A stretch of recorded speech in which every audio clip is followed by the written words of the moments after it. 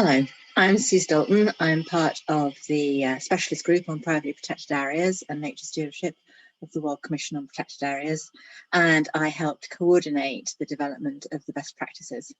I've been working on protected area governance and management issues for about 20 years as part of a small consultancy called Equilibrium Research. So the management chapter of the best practices was a challenging one to put together. All protected area management is complex, whatever the governance type, and it is really determined by a wide range of contextual issues, including the capacity of those managing the site, where the site is in the world, and the opportunities and challenges related to conservation management, as well as a whole range of external factors, from legislation to the impacts of climate change and even pandemics. So this chapter really focuses on the basic elements of what we mean by good management for privately protected areas. We didn't want to reinvent the wheel, so our starting place was to recommend a wide range of documents and training materials that are already developed by IUCN and WCPA, as well as by others.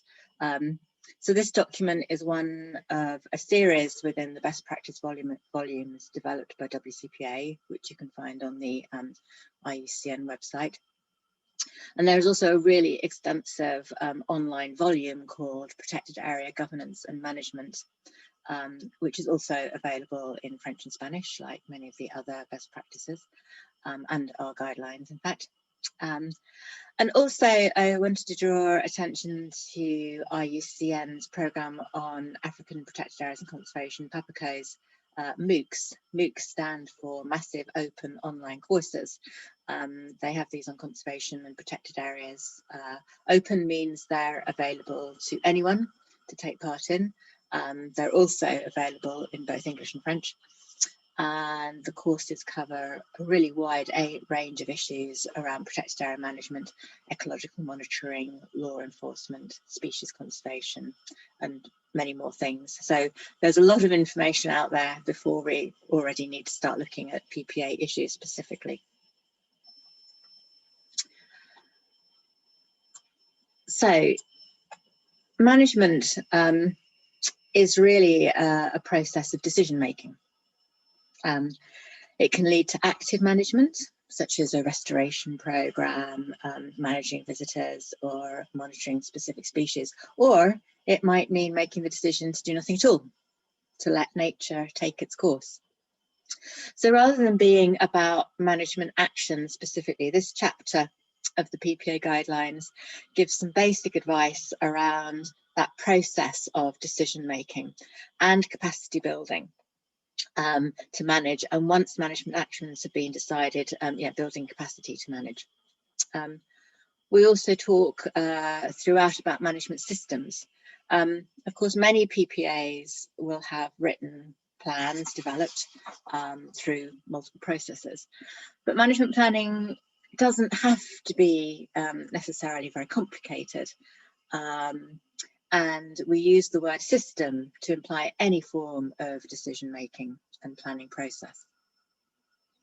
So our best practices are arranged around these overall principles and then a number of best practices. All of these best practices are rooted in experiences from PPAs around the world, and many examples are given both in the chapters and at the end in a series of case studies in the guidelines. So our first principle is that current and potential PPAs should have a clear understanding of what is happening in and around the protected area before developing management activities. So this can mean obviously being aware of issues like national or regional legislation that can impact management.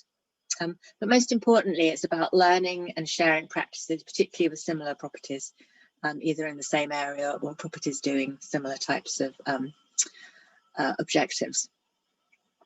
The role of PPA networks is covered elsewhere in the guidelines and in another webinar in these series, but it's really important. PPA networks are really vitally important in helping managers and owners do their jobs effectively, and this kind of sharing of information.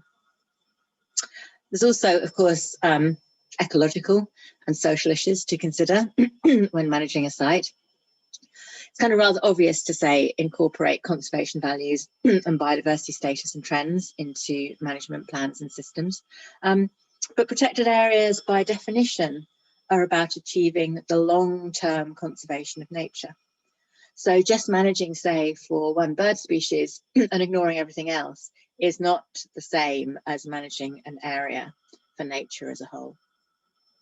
So at the very least, PPA should have basic maps of habitats, information on species occurrence, and an understanding of the connectivity with other natural and semi-natural habitats.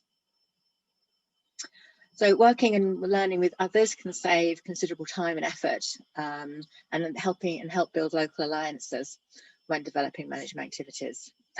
Here, we're not just talking about other PPAs and PPA networks, but also incorporating Indigenous, local, traditional peoples and their knowledge.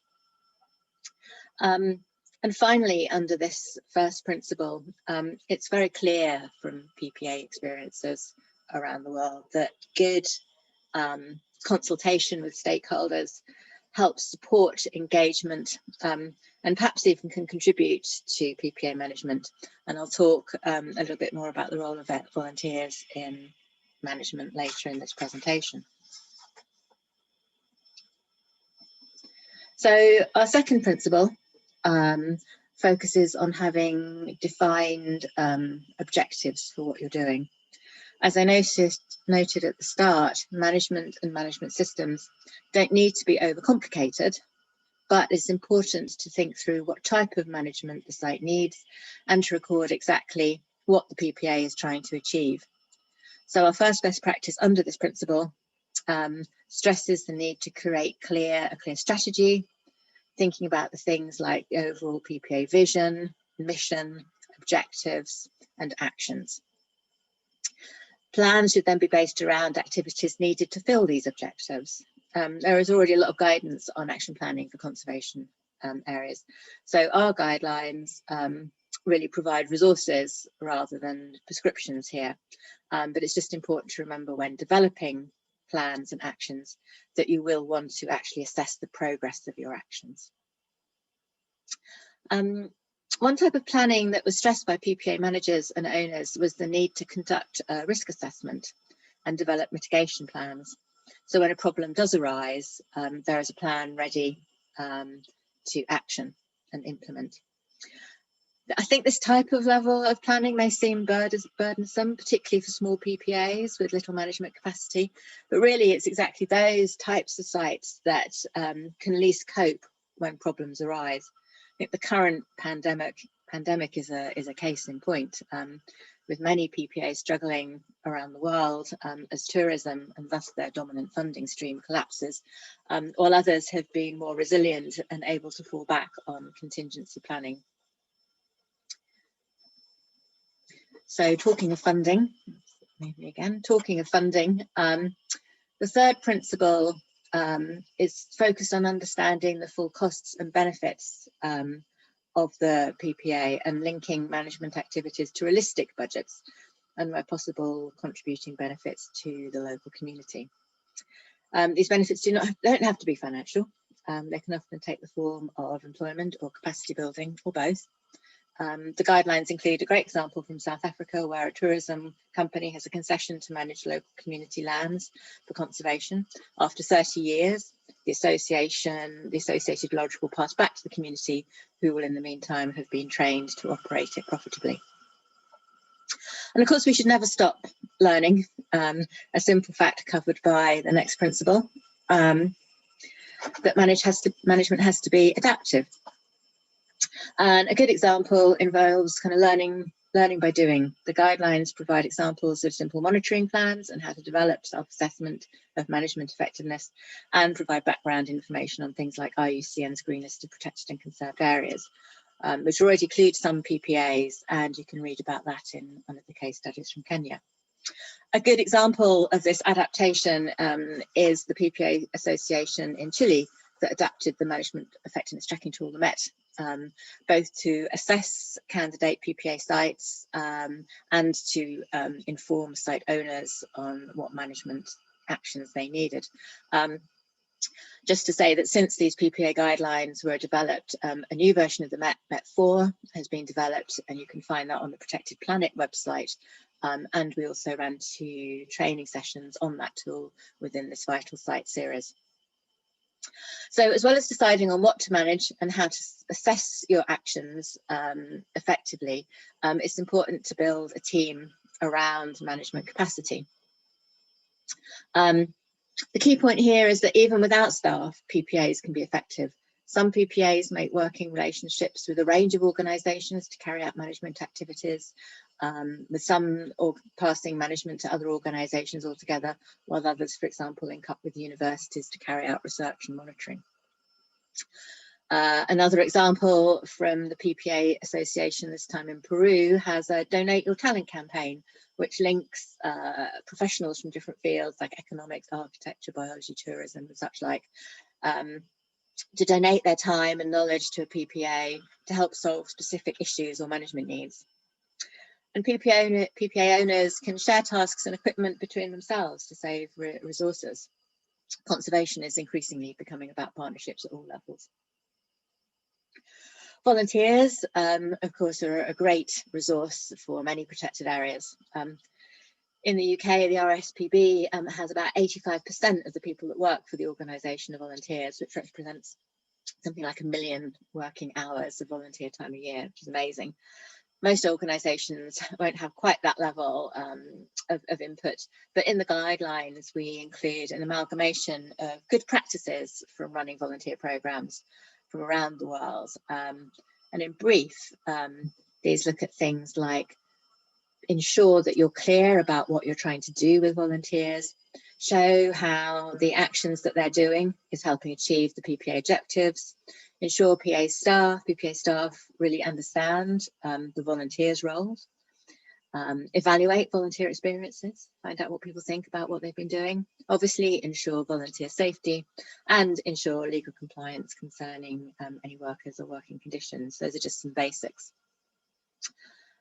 The final best practice is around communication. To